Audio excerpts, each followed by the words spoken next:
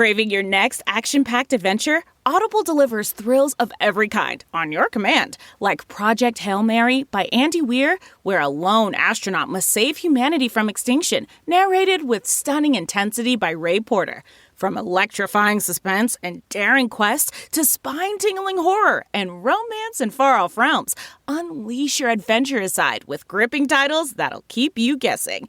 Discover exclusive Audible originals, hotly anticipated new releases, and must-listen bestsellers that hook you from the first minute. Because Audible knows there's no greater thrill than the one that speaks to you. Discover what lies beyond the edge of your seat. Start your free 30-day trial at audible.com/WonderyUS. That's audible.com/WonderyUS.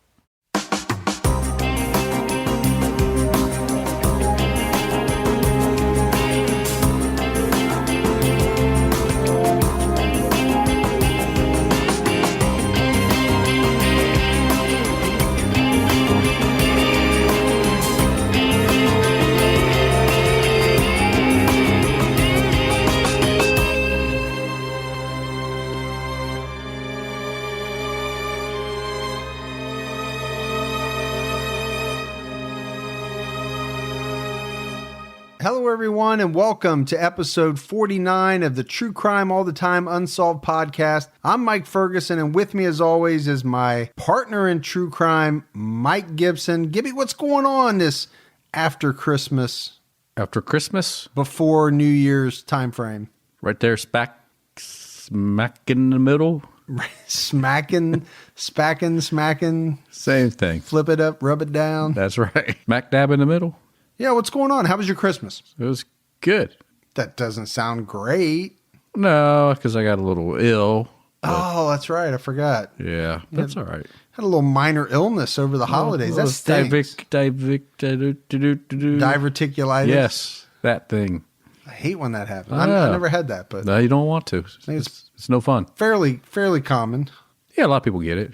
Yeah, just a little painful. So you're playing through an injury tonight. Playing through. I always do. You know. Last week, kidney stone. Played on through. I know. It's we didn't even talk about it. I know. That's the type of manly man that you are. I just bite on that nail and keep going. All right, Gibbs, let's talk about our new Patreon supporters. We got a lot. Miranda Dupier, Lisa Lewis jumped out at our highest level. LL. Haley Miller. Big time social media contributor. She really is. Mercedes Mishua Guerrero. Yes. I'm hoping. I got my fingers crossed on that one. Vicky Ferris. Yeah. Nicole Grant. Oh, Nicole. Katrina Hockey. Did you say hockey? Hockey. Like the hockey game? Yeah. Really? It's actually spelled just like it, too. Huh. Cindy Davis jumped out at our highest level. Lisa Moss. Adam Barber. Angela Mullins. Just wanted to say the name. You just wanted to say the name? All right. That's fine. JD. Oh, we already talked about JD, but, that boom, right there. Badass. Yeah. Belt buckle. Ariane Badinger. Bethany Abear. French Canadian, maybe? I don't know. French Louisiana. Cajun. Creole. I don't know. Cool name, though. Yeah. Probably not French at all. There used to be a quarterback named Bobby Abear, spelled the same. Really? I knew that French Louisiana football player. Who's that? Bobby Boucher. Bobby Boucher.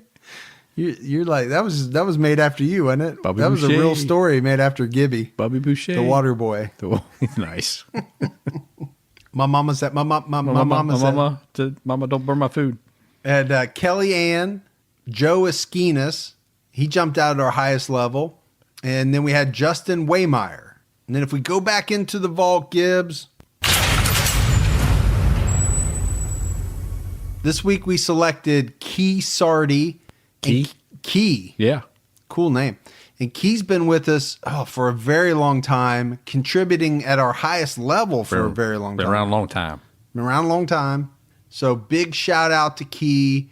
And big shout out to all of our new supporters as well, and all of the people that continue to support us month after month, week after week. Appreciate it. Listening to us. The ones that are going to join tomorrow. Thank you. future Patreon supporters, Yeah. and the people that just pump us up on social media. It means a world of difference. But we did have some people contribute on PayPal as well. We had Catherine Quigley. She's pretty vocal on social media as well. She gave a sizable donation on PayPal, as did Michelle Herbert, who is a serial contributor on PayPal. Serial contributor. Serial, how about that? Wow. And she always makes a sizable donation, so we appreciate that. And then we had Alex Howe, who's a new contributor on PayPal. Awesome. So big love, big thanks to everybody that supports us. Appreciate it all, each and every one. So you're listening to this episode. Don't forget, if you haven't already, check out True Crime All the Time. It's not a bad podcast. It's not too bad. Yeah. I heard the two guys are dipshits. Well, but just the one that does all the talking. Yeah, he's ludicrous. I was trying to think of a word and I couldn't figure out what they to call say. him Ferguson, but okay. Yeah. You wish you were ludicrous. I wish I was ludicrous. I wish I had Ludacris's money. Yeah. But we have an episode out right now, and it's a departure from what we've done in the past. We're actually doing two different cases in one episode, but both in a theme, and the theme is murders that went on to create laws. Yeah. And they're both around laws around how sex offenders either need to register or how mandatory minimums came to be, stuff like that. So It's good stuff. yeah, it's an interesting episode. Tragic, don't get me wrong. No, but at least it has some type of positive twist eventually in the end. Something did come out of these senseless acts for sure. All right, Gibbs, you ready to get into this episode of True Crime All Time Unsolved? Ready. I like this one. You ought to.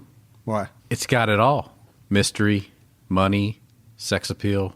It does. I mean, it's got all the makings, and they did make a movie out of this one. Oh, they did? I didn't know that. Yeah, I can't remember what it's called. It was didn't have any like superstars in it, but had a couple people that you would probably know if you saw them. Yeah.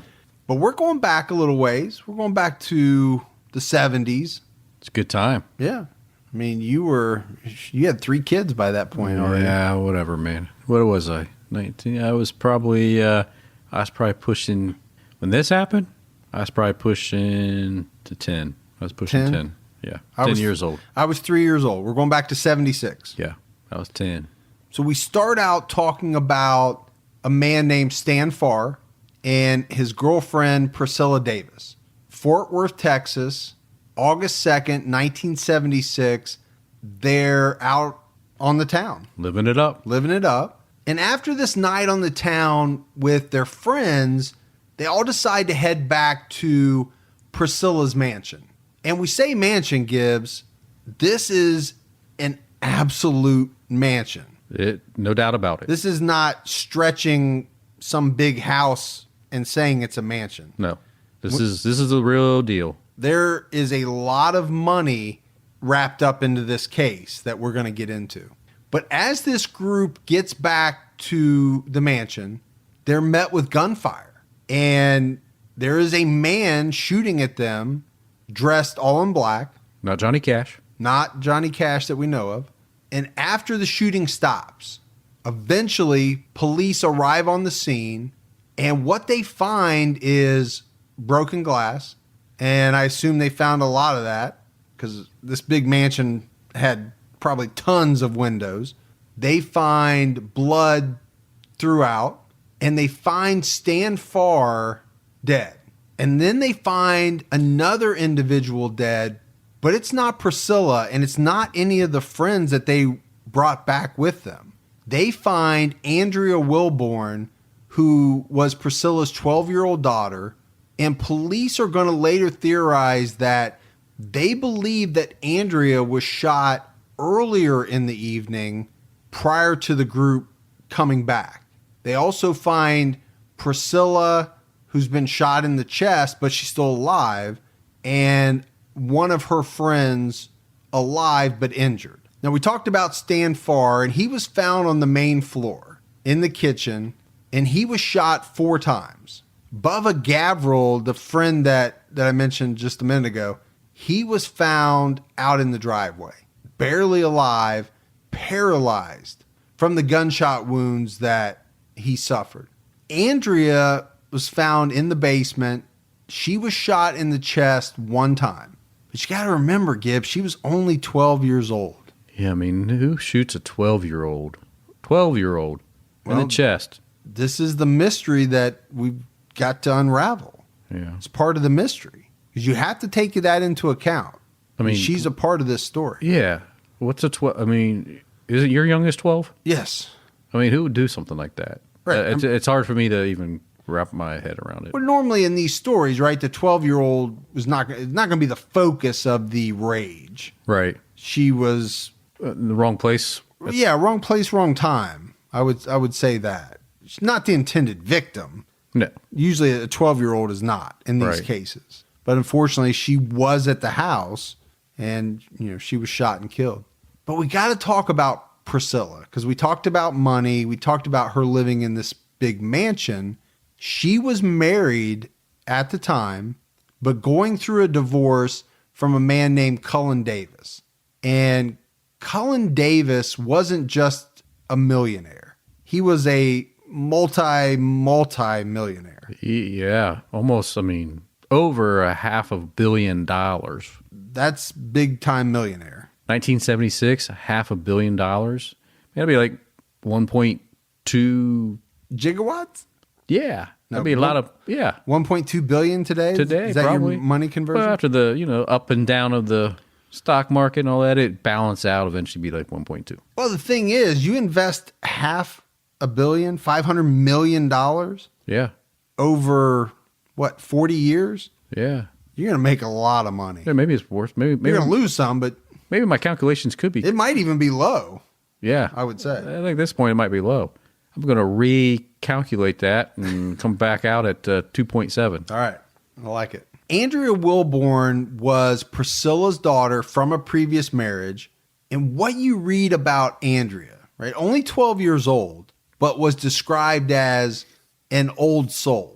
It's not something you hear a lot about 12-year-olds, but that's the way that she was described. She loved animals. She was very artistic.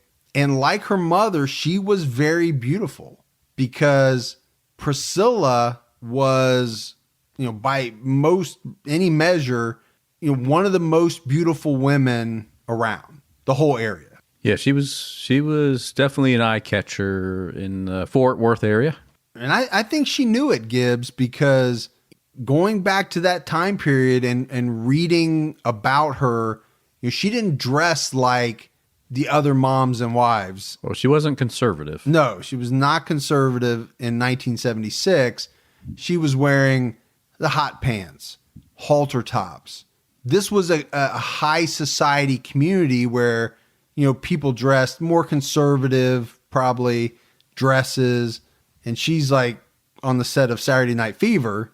Or how Olivia Newton-John comes out at the end of that Grease movie. Oh, yeah. That's probably... Tell me about it, stud. Dude, I don't need to know about what dream you had last night. Just keep that to yourself. But we are trying to paint this picture because I think it's important. Oh, I think so. Yeah. She definitely was an eye catcher. They talk about it in a lot of the research. She took very good care of her body and had no issues of showing it off. Yes. Yeah, she liked it. She liked attention. Sure, nothing wrong with that. Even her oldest daughter, because she had more than one daughter, but her oldest daughter would say that her mom was the most gorgeous woman that she ever saw. Yeah. Now she was 5'2". Tiny. She was pretty short. Firecracker, blonde. Along with her look, she had this very large personality, outspoken. She was not, and this is why it's important to describe all of this, she was not the typical Fort Worth high society woman that had come from a long line of money, because she didn't. No, she didn't grow up that way. So, and she didn't have a problem speaking her mind. And I think at first, Cullen really liked that. Well, I assume he was attracted to her physically from the beginning, as most attractions happen. They actually met playing tennis with friends, and apparently they hit it off from Jump Street. Right from Jump Street. Right from Jump Street.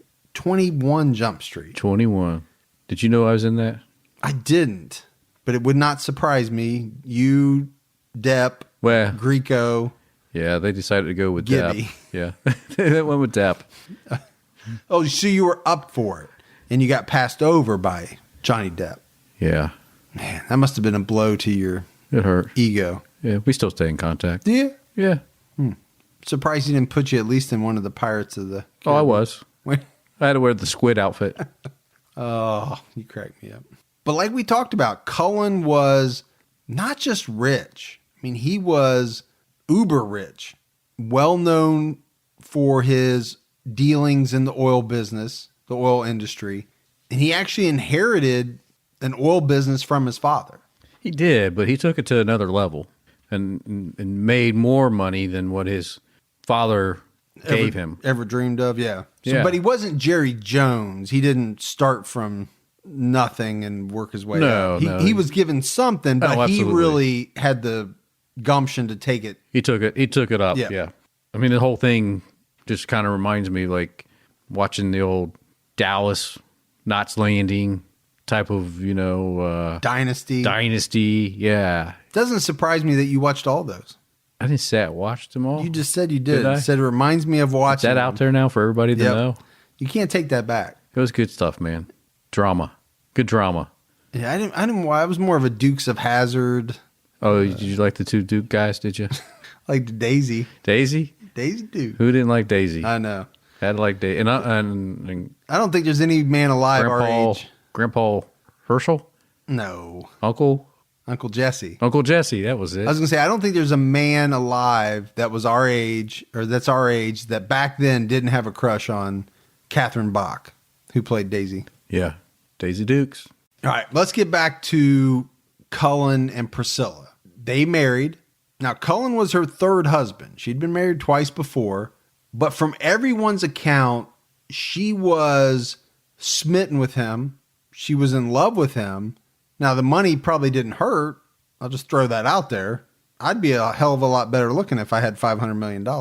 You would be. Or $2.7 billion in today's money. Yeah. I'd be, move over, Ben Affleck. Here's a new Batman in town. I'm Batman. But she did. She loved him.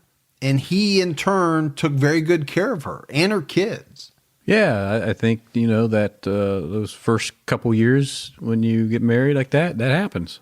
And we talked about this mansion. They lived in what was almost a 180-acre estate. See, it's just like Dallas, man. It is like Dallas. I just want to play that theme music in my head right now. They took trips on a private jet. They would take trips just to go shopping. That's how you know you're super rich. Yeah, when you're like, hey, I need a new dress or I need a new suit. And they're like, hey, let's take the jet. We got to take the jet to Europe. wherever, Milan. Or wherever, yeah. Yeah, that's when you know you're pretty rich, when you fire up the jet to go shopping. But the mansion is important because Cullen would tell people that he was so proud of that mansion. It was like one of his finest accomplishments. Yeah, I mean, he actually designed it. So it was his baby. It was his concept, his designs. So it makes sense that it would be very special, very important to him. And the mansion is kind of a player, has a part in this story. It's where the incident takes place. We're going to be talking about it. Now, you talked about it, Gibbs. The first couple of years, usually a little, pretty smooth sailing, right? You're in love. Things get overlooked that may bug you 10, 15 years down the road. Sometimes not even that long. Not even that long, maybe. But, you don't notice those things because you're so in love with the person. But as the years went by for Priscilla and Cullen, things did start to change a little bit. I think the passion died out somewhat. And it was said that they could be extremely passionate one day and they could be in an all-out, full-blown argument the next. I just thought that's what marriage was. Is that not normal? Well, I think a lot of couples have very similar events. Yeah. But after 6 years of marriage, Priscilla had enough and she filed for divorce. And it was after she filed for divorce, they both started to date other people. That's what you do. Got to get back on that horse. I guess so. I don't know. I've never been divorced. I wouldn't know. Well, if you ever do, get back on the horse. I don't think I will. I think you will. I think I'll just sit on my couch and watch TV. You're like, yeah, I don't ever need a woman ever again. No. So Priscilla dated a few guys. Cullen was seeing a young single mom, and she actually had moved in with him. And it's about 2 years into the divorce that Priscilla asks for $50 million. That's a lot of money. $50 million. $50 million. And on top of that, she asked for the mansion. She wants the mansion. Cullen's living in it at this point. Up to this point, she wants him out. And this is why we talked about the mansion. I keep saying the word mansion for some reason, but we talked about how he designed it. We talked about how he was so proud of it. This does not sit well with him. You know, he built this house. He paid for it. It was his hard-earned money that made it happen. And now he's about to lose it. Yeah, I mean, it's a good chunk of change. I mean, you got to figure back in 76, it was probably worth, I don't know, close to $7 million. That is a lot. That's a lot of money back then. That's a lot of money. I mean, it's a lot of money today. A $7 million house today. But back then, I mean, think about it. That's a heck of a lot back then.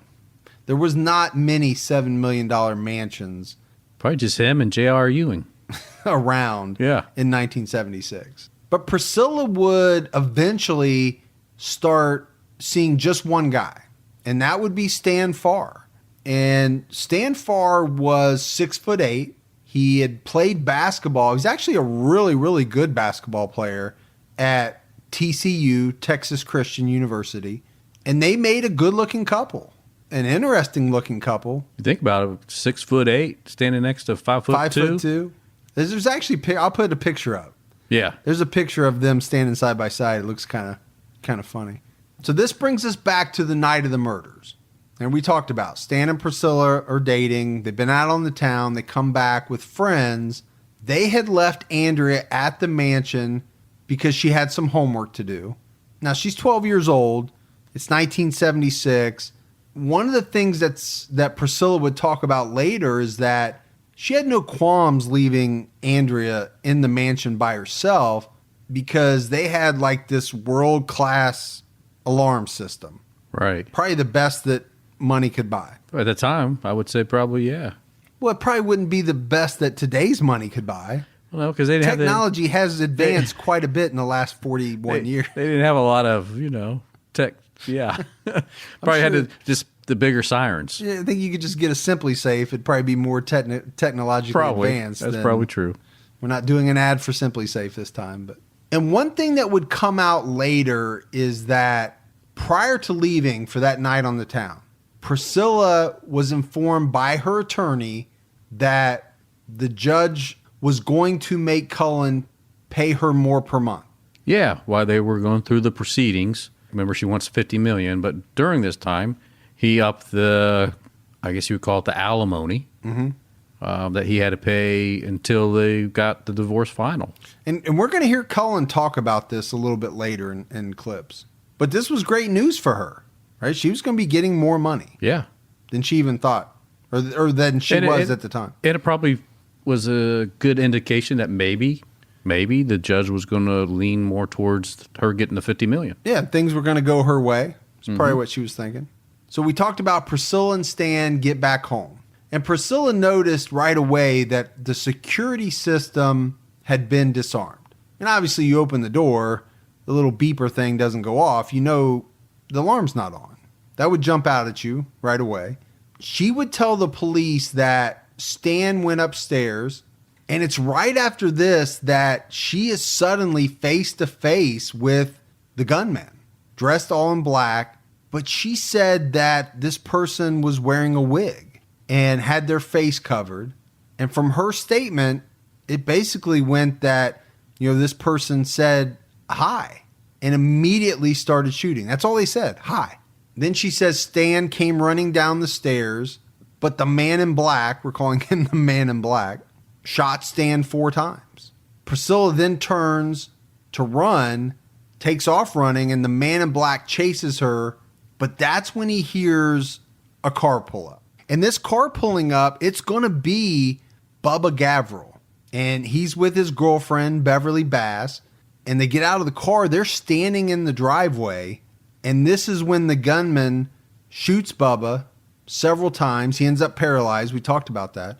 Beverly and Priscilla, who's wounded at this point with a gunshot to the chest, they run off. They're hiding, but they're also trying to see if maybe there's somebody that can help them. The issue here is, Gibbs, it's a 180-acre estate. Yeah, it's a big spread. You just can't run next door like you could at my house and knock on somebody's door. Well, you got to go a little bit.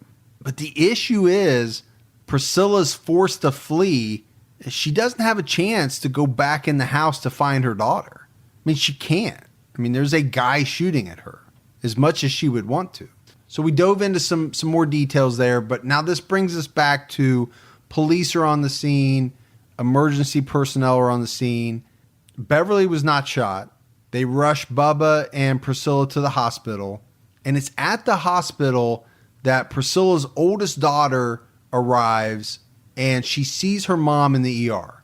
And Priscilla would tell her daughter that it was Cullen who shot her and not to let him get away with it. Now, she's fighting for her life. She took a shot to the chest. She's fighting to stay alive. She points the finger at Cullen, but this is also a point in time where she's informed that her 12-year-old Andrea was killed. And what adds, Gibbs, to what is already incredibly sad for Priscilla? I mean, she's fighting for her life. She thinks her ex-husband just shot her, or soon-to-be ex, and she just found out her 12-year-old is dead. Is that, her wounds are so severe. She was near death. She would not even be able to attend her own daughter's funeral. That's how bad a shape she was in. Yeah, that's very, very sad. Now, Priscilla would eventually tell the police during questioning that it was Cullen who shot her. She would say that even though this person's face was covered, she knew it was him. She could tell it was him. And she even begged him not to shoot. She would say, quote, "Cullen, don't, please don't. I love you, Cullen. I've always loved you. There's never been anyone else." Yeah, I mean, she'd say anything to make someone stop shooting at her.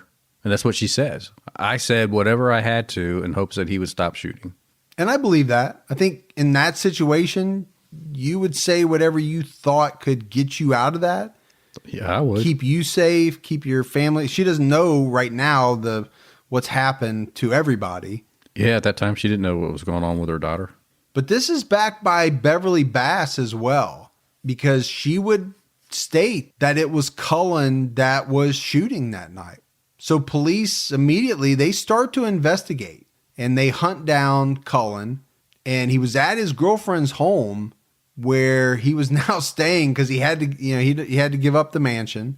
They asked him to get dressed, and they arrested him, but they didn't put any cuffs on. Which you think if you're arresting somebody for shooting a 12-year-old and another individual, I don't know. Several individuals. Anybody else? I don't know. I mean, I think that's part of the controversy. Would you do that for anybody, or is it just because he was the wealthiest man in town? Yeah. That's what I believe. Yeah. Because or wealthiest man in the state. In a situation where police think you've shot multiple people, killed a couple people, they're not really going to take too many chances. If they're arresting you for that, they're going to put the cuffs on. But this guy is the boss hog to stay with the Dukes of Hazzard references. Yeah, very powerful individual. Very rich, very powerful. But they do take him in for questioning, and they charge him with the shootings. My brother Kenneth called me in the middle of the night where I was living and told me that there was a shooting, and I asked him who was shot. All I remember him telling me that Priscilla was shot. I think my brother said, "They think you did it," something like that. I don't recall the exact conversation. He woke me up As I found out later that Priscilla told them. That you did it? Yeah. They asked me if I had a gun. I said yes. They said, where is it? I said, in the trunk of my car, and I went and got it for him. On the night of the murders, he asked you why 2 people had to die. He says that you replied, there are some things you don't need a reason for. Did I say that? He says that you said that. I remember that, him saying that. I don't remember saying that, but I could have. Why would you say that? I don't know, just philosophically speaking. So that was a part of an interview that Cullen Davis did years later for a local news channel. And I just find it fascinating, Gibbs. And, he laughs in a strange way. Now, granted, a number of years have gone by, but... And he also enjoyed toying with the media sometimes, I think. Well, we're going to hear a lot more from Cullen Davis. He's an interesting cat. There's no doubt about that. Yeah, when you got that type of money, you can be. It's easier to be, right? Yeah. You can be eccentric. It's called being eccentric when you got money. You can do that. When you don't have money, you're just batshit crazy. But when you got money, you're just eccentric. Yeah, it's just a different terminology. Now, Cullen's alibi would end up being that he was in bed with his girlfriend at her house. His girlfriend, Karen, really couldn't corroborate the story because she said she couldn't remember that night due to the fact that she had taken a sleeping pill. So we mentioned Cullen's charge. The judge sets a bail of only $80,000. Now, $80,000 is a lot of money in 1976, but not given the fact that this guy's got $500 million. Yeah, exactly. That's like me and you going down to Taco Bell and getting us a chalupa. Chalupa, Santa Fe sauce. So, of course, Cullen posts bond that very day, easily. But what the police did is they end up putting surveillance on him.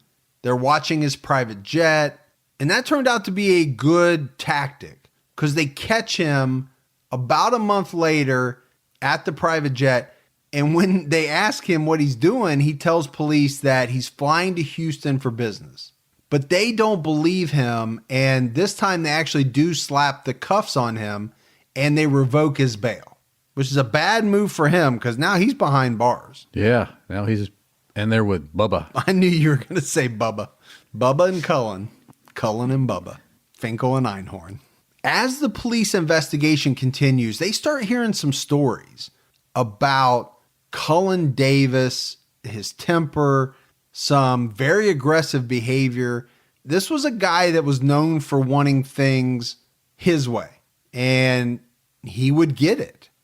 He had the money to get what he wanted, and if he didn't get what he wanted, he was not a happy camper. Priscilla's daughter would talk about how bad his temper was. And one specific story was of a time that Cullen and Priscilla were arguing. Just want to put out there, I know where you're going. Pet alert.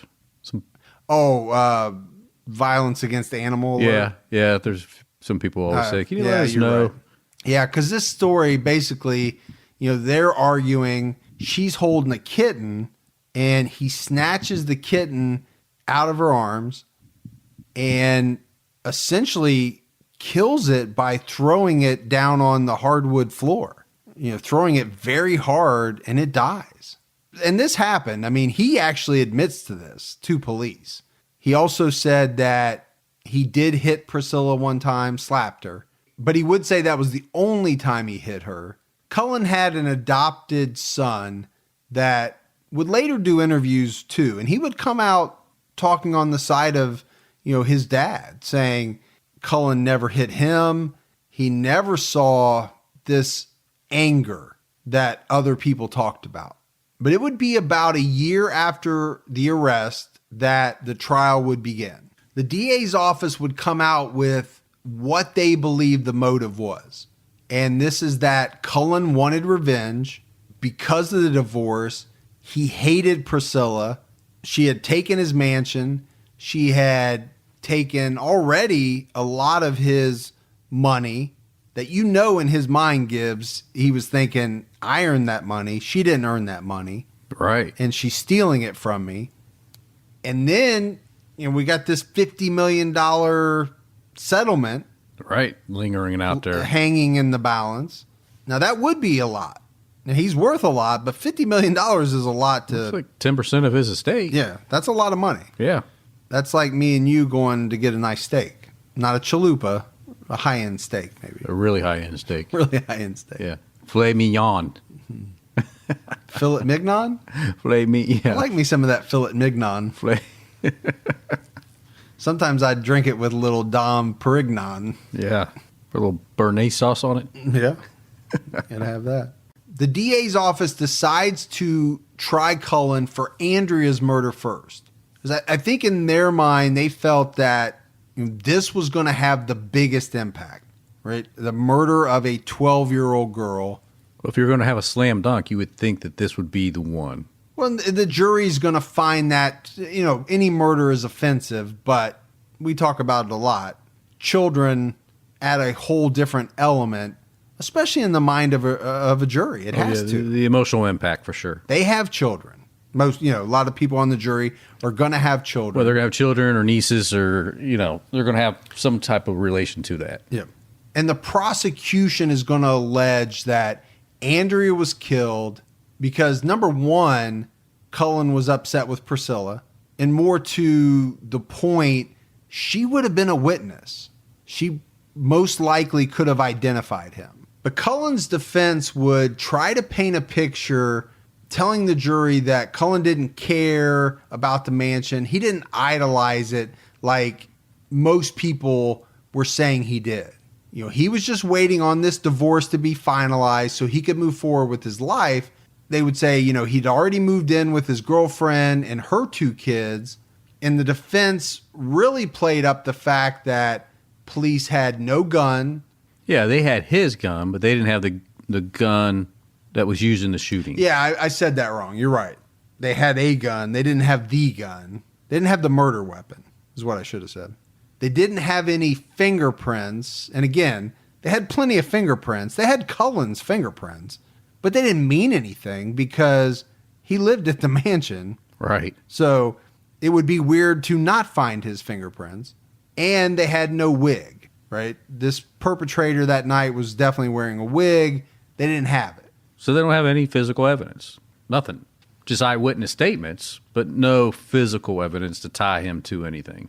And I think that always makes it tougher, right? Very tough to convict somebody without at least a shred of physical evidence. Especially in Texas, because it's the death penalty. They're going for that.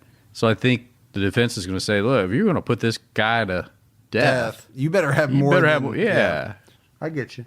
Now, what we haven't talked about yet is who is actually on Cullen's defense team. It's probably not too hard to figure out that he hired the best defense attorney that money could buy. And it was even said, Gibbs, that he had more money to spend on his defense than the state actually had to spend on prosecuting him. That's very rare for somebody to have that type of money to put up against the system. So his lead attorney was a Texas legend in the judicial circles. It was a man by the name of Richard Racehorse Haynes.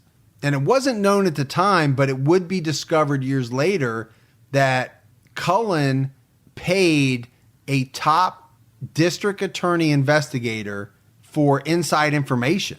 So he was getting fed information on the state's case, what they had, what they knew.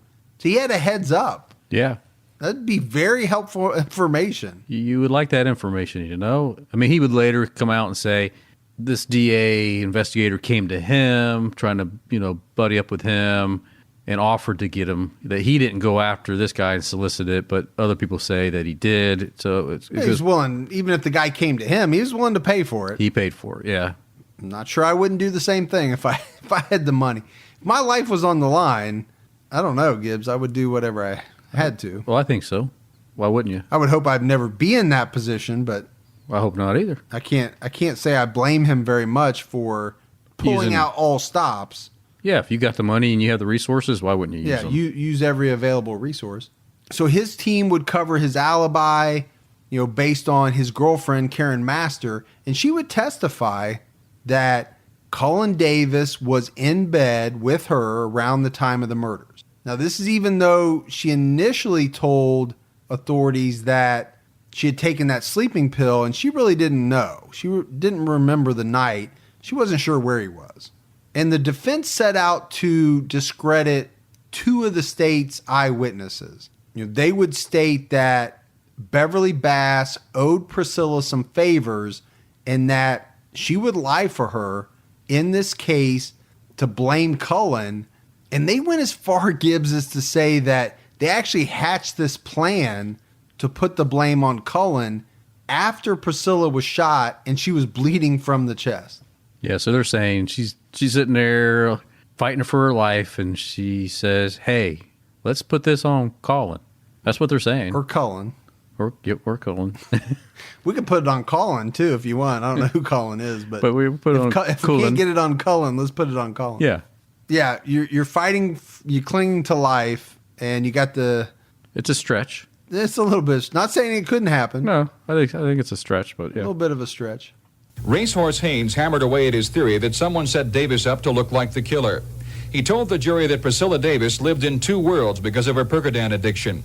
She associated with scalawags, rogues, and brigands, he said, convicted felons who were involved with drugs, and she presided over them like a queen bee. Newscast from back in the day. Right. And I just thought the reason I like that clip, they're talking about the defense tactics a little bit, but the words that they use, right?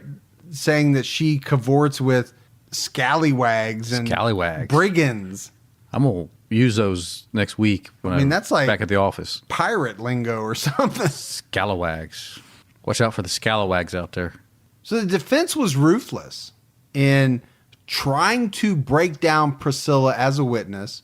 They kept her on the stand for 10 or 11 days. That would be grueling. And you heard it in that clip saying that the defense was going after her about drug use.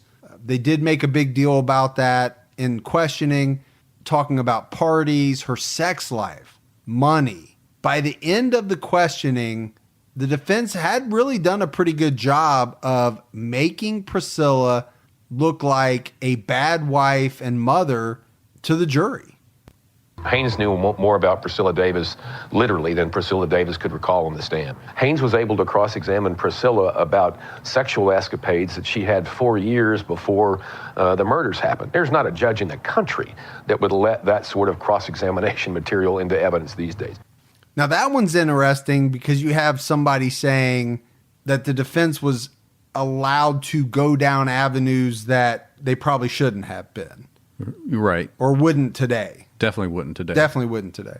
And I think the media was really rough on Priscilla. A lot of the coverage and a lot of the attention that was paid to her when she was on the stand, it was about what she wore, what she said.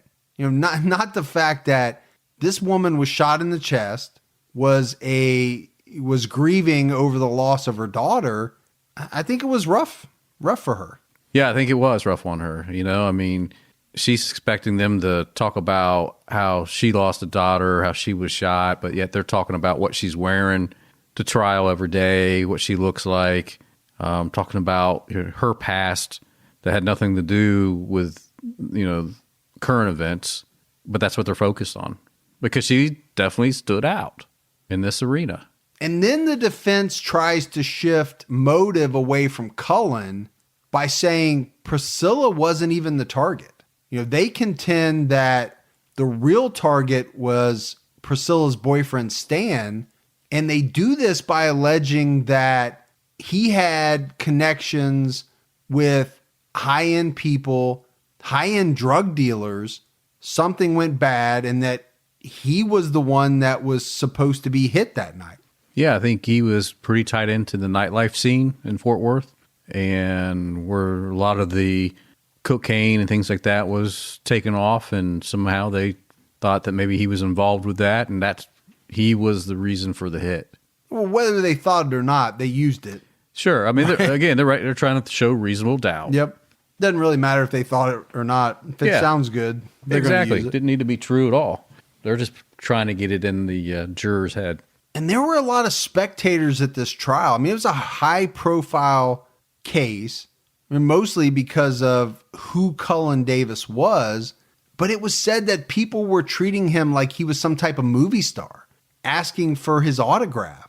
I mean, women were bringing him baked goods, and apparently the judge was fine with letting him have this stuff. Very strange. Yeah, here, go ahead and take the tin of cookies, and here's your cake, and go ahead and sign those autographs.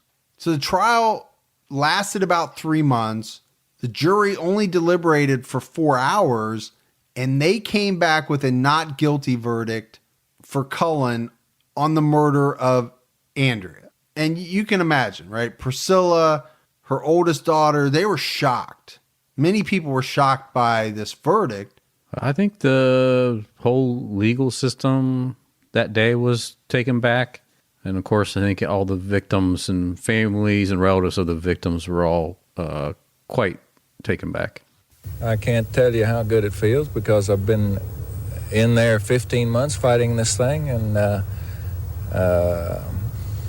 didn't know it felt so good. What are your plans now? Well, I'm going back to work. I'm probably show up Monday morning at 8 o'clock for work as usual. Don't you think y'all take a few days off? Well, I've already had a few days off. There was never any doubt at all that Cullen, that we wouldn't be walking out. It was just that we thought it might take a little time. It looks like I'm out of a job. I guess I got to go to work. I guess I'll start looking for a job, and I don't know where I'll start looking. So interviews after the verdict, Cullen, then his girlfriend, and then I think the last one is his attorney, Haynes. But then Priscilla gets interviewed. Well, I hope that all the money that it took to buy all the lies brings a lot of people a lot of joy, because that's exactly what happened.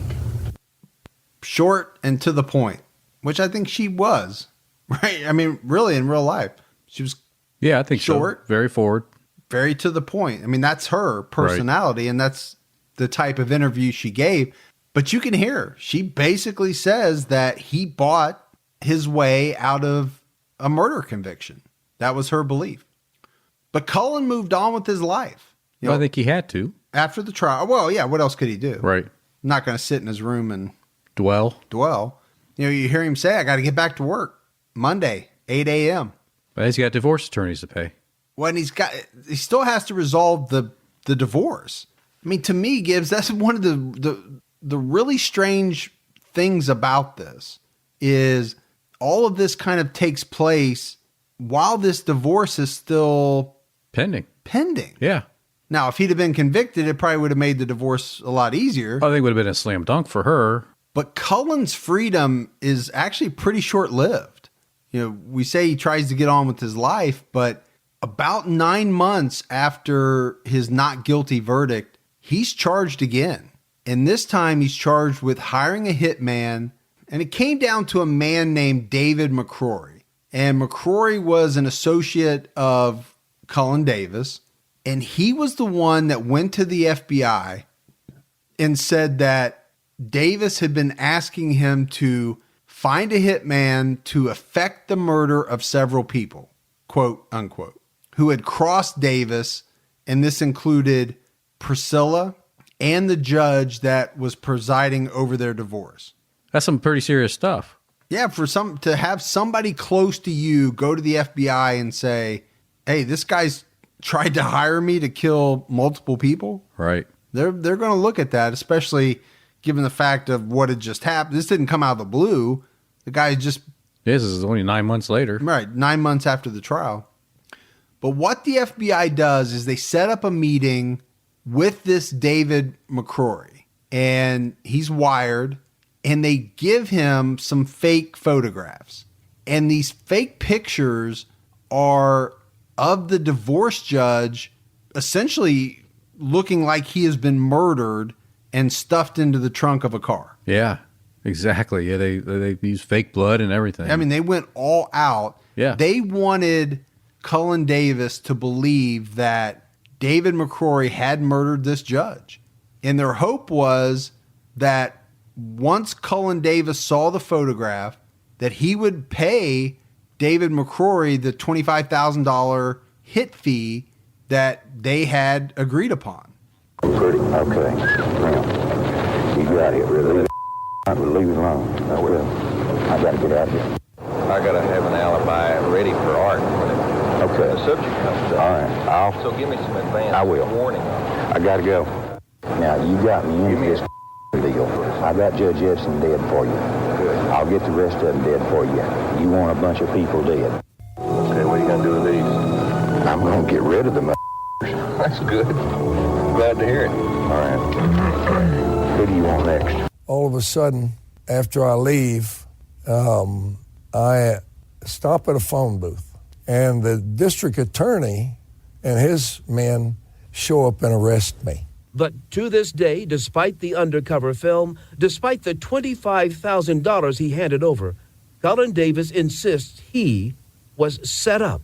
So what was the $25,000 for? I don't remember. Okay. That's what I say. There was something about the $25,000, but I don't remember how that came into play. So that was parts of the actual FBI audio, and there's video that goes with it. And in the video, you can see Cullen hand the money over to David McCrory, and then they leave. And then you actually heard Cullen talk about it, right? So he leaves, and he gets arrested. So you would think they'd have a pretty solid case, Gibbs.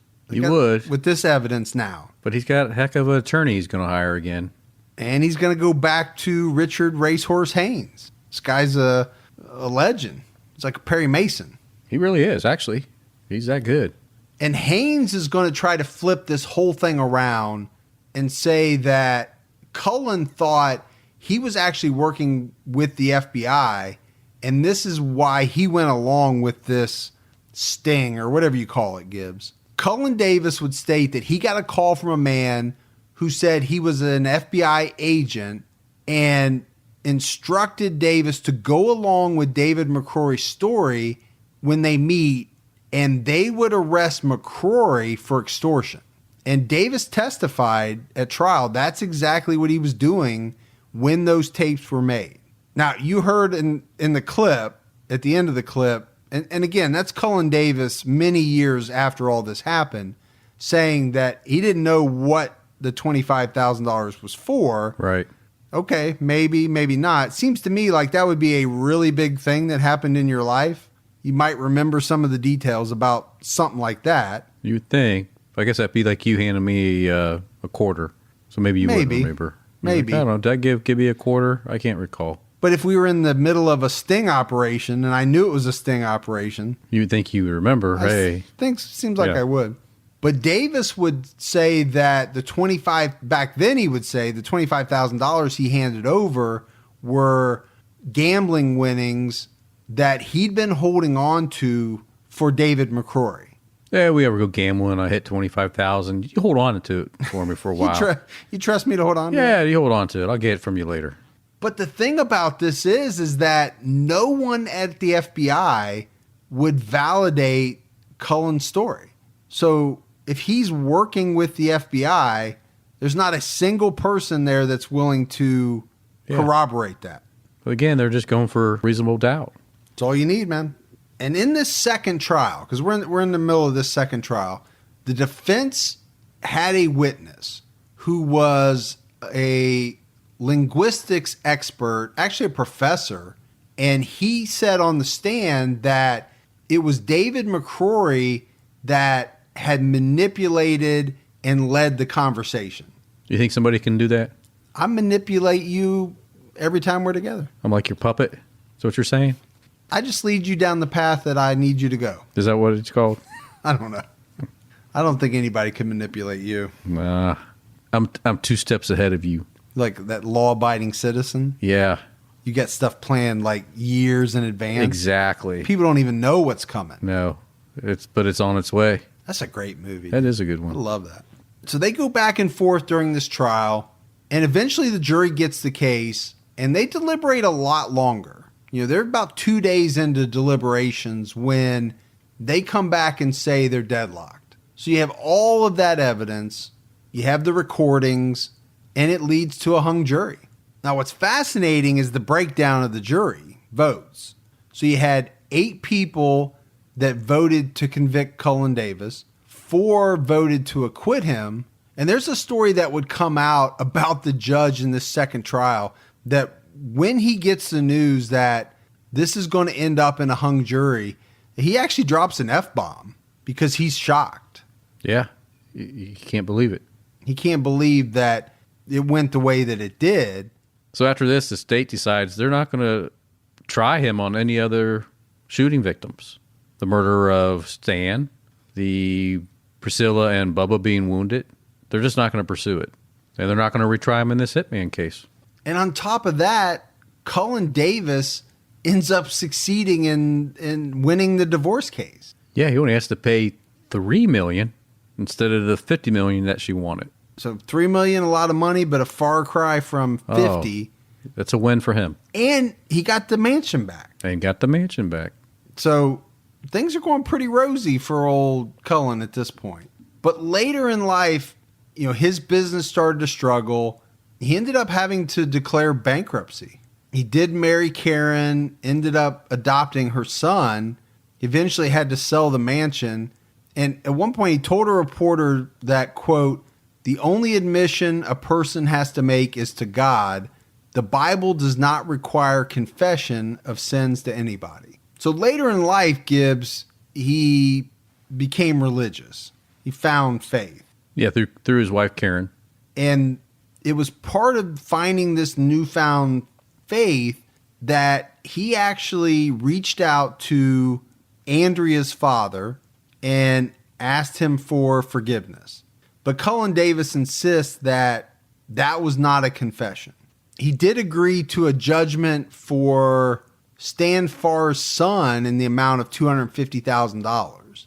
And in a very strange twist, the prosecutor that went after Cullen Davis, he ended up dating Priscilla for some time after the trial. Priscilla would eventually succumb to breast cancer. She passed away. Karen passed away in 2016. But Cullen's still alive. He's 83, 84 years old now. Yeah. Yep, still kicking. So that's the case of the murder of Andrea Wilborn, Stan Farr. There's a lot going on in this one, though. There is. I don't know this was one that could ever be solved since most of the people attached to this one have passed. Yeah, I would agree with that. I mean, Cullen's 83. A lot of the principal players have passed away, and it happened a long time ago. Long time ago, and there was no physical evidence either. 41 years ago. Unless someone wants to confess on their deathbed or other, we're just not going to have an answer to this. Still interesting, though. It was. I mean, to me, it comes down to who you believe. And yeah, if Priscilla's telling the truth that she knows it was him that shot her, then it was him. Yeah, it comes down to you believe that wiretap, were they talking about murder? I mean, we know they were. Yeah. But which one was setting who up? Mm-hmm. I'm still trying to figure out why the FBI would be using Cullen Davis to nail David McCrory for extortion. I mean, I didn't read anything, Gibbs. I don't know if you did, but obviously for that to be true, David McCrory would have had to have come to Cullen Davis at some point and said, "Hey, if you don't pay me right $25,000, I'm going to say you did this or whatever." Right. But they don't have anything like that. There's no evidence that I know of. So there's a lot of smoke here, and it's all pointing in one direction, in my opinion. It does. And there's some strange things that are said that makes you wonder. But then again, the courts didn't find him guilty. Or the juries, at least. Yeah, I get what you're saying. Yeah. Oh. But I know what a lot of people will say, and they're probably not wrong, and that is the fact that, if you have a lot of money, you can definitely tip the scales of justice in your favor. I mean, we know he was getting information. We know he paid for that. Yeah, I mean, if that, you could say if this was just an average Joe, then things would have gone differently. Probably. Yeah. I would agree with that. I mean, whether he used his money in other ways that we don't know about. Right. Or it could have been that sometimes, the jury is just in awe of somebody like that.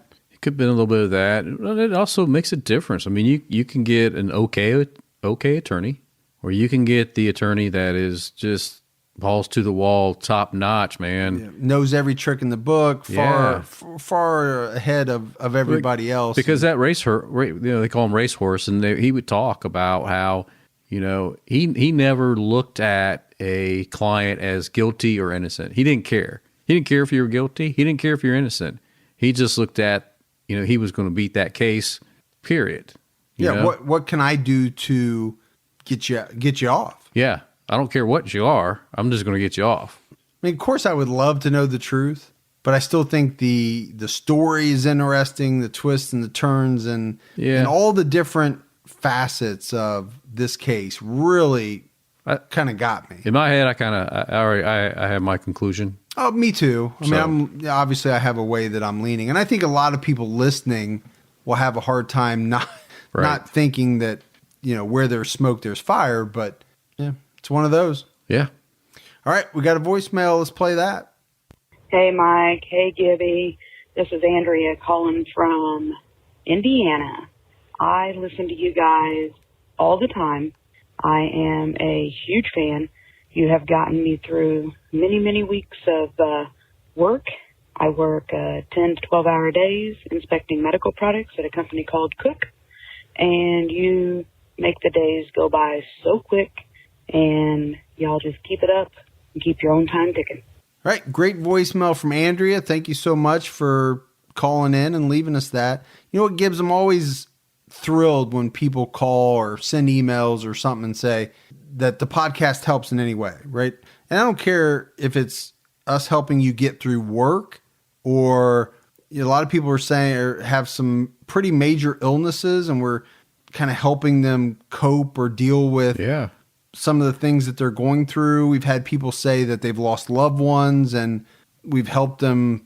The podcast has helped them kind of get through some of that. Now it's a small part, right? We're playing a very small part, but to play any part, it's always nice to hear. It is. It's amazing. We like what we're doing and we like it even more when. And she's just right over there. Who? She's just right over there. She's in Indiana. Oh, Andrea? Yeah, she's right there. Yeah, well, you're pointing like... well, it's right there across the border, man. And you're pointing... Am I pointing the wrong direction? Probably. Yeah, it's that way. It's that way. She's right over there. She's 30 minutes that way. I have to think. We're in the studio. Which way is which? Yeah. All right, so that's it for another episode of True Crime All the Time Unsolved. So for Mike... And Gibby. Stay safe and keep your own time ticking.